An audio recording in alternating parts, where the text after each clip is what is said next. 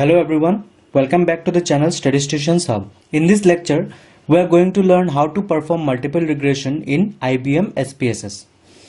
So suppose we have a data set of certain persons, their age, gender, salary, designation and emotional intelligence are recorded. Now if you want to see that how salary, age, gender, designation affects someone's emotional intelligence, so for that purpose we will perform the multiple regression. So as we want to see the emotional intelligence, so I will take it as our dependent variable and other salary, age, gender, designation are our independent variables. So hello everyone, my name is Debojyoti Dhar from MSc 3rd semester, Department of Statistics, Assam University, Silchar.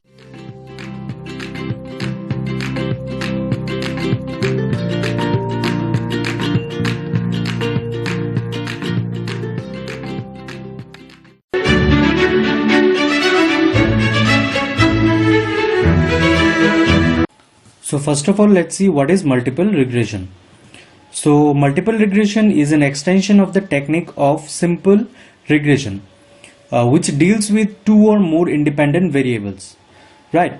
In simple regression, there are one dependent and one independent variable, whereas in multiple regression, there is one dependent but two or more independent variables.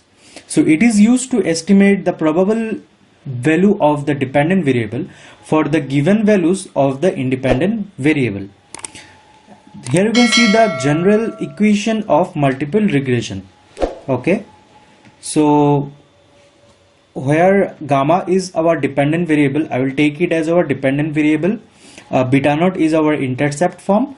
Beta 1, beta 2 up to beta k, these are our coefficients for each independent variables, and x1, x2 up to xk, these are the independent variables, and epsilon is our error term. Now there are certain assumptions of multiple regression. So the linearity, homoscedasticity, multicollinearity, errors are normally distributed. These are certain assumptions. If you want to learn the assumptions in depth, then the videos are uploaded in our channel. You can go and watch them, or you can click on the I tab to watch the video. So before going to IBM SPSS, there are certain things that I have to show you. What is categorical variable? So in statistics and data science, categorical variables are those variables that has limited number of possible values, right? These values are usually names or labels that represents our qualitative data. Okay, for example, the gender, designation of a person, these are the qualitative data, and we take it as our categorical variables. And another thing is what is dummy variable. So it is a numerical variable that represents our categorical variable. These are also known as indicator variables. So in our dataset, we will see that 0 is indicating our female, 1 is indicating our male. Now let's go to the SPSS. So this is the variable view in SPSS. Here you can see the variables are recorded.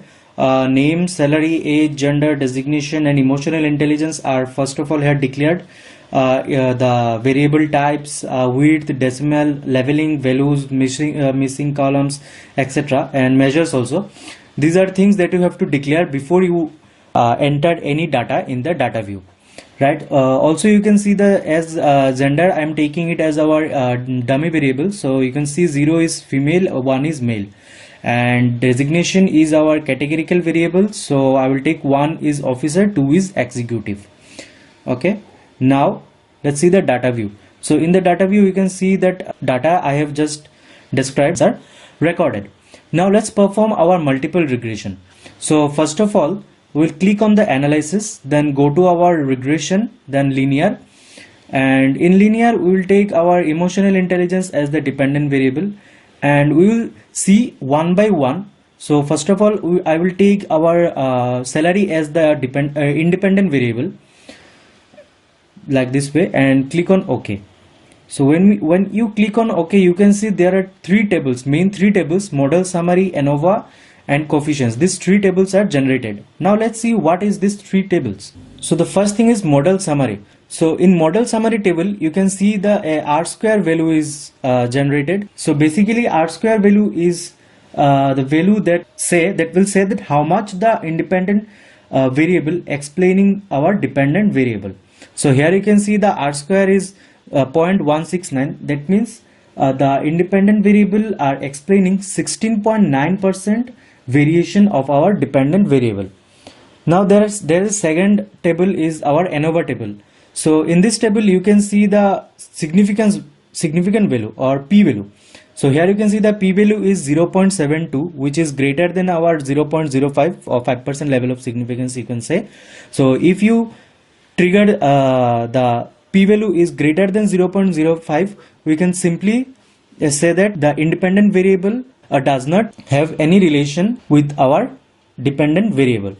We will not go further if we get this p value of the ANOVA table is greater than 0.05. Now let's see if we add our next independent variable, and our next independent variable is age. So if I add age as our next independent variable and click on OK, then you can see there are three other tables are also generated: model, summary, ANOVA and coefficients. Now this time you can see the R square is 0.227, that means 22.7. Okay, that means the independent variable explaining 22.7% variation of dependent variable. And the next table is ANOVA table. So here you can see that our ANOVA table the p value is greater than 0.05.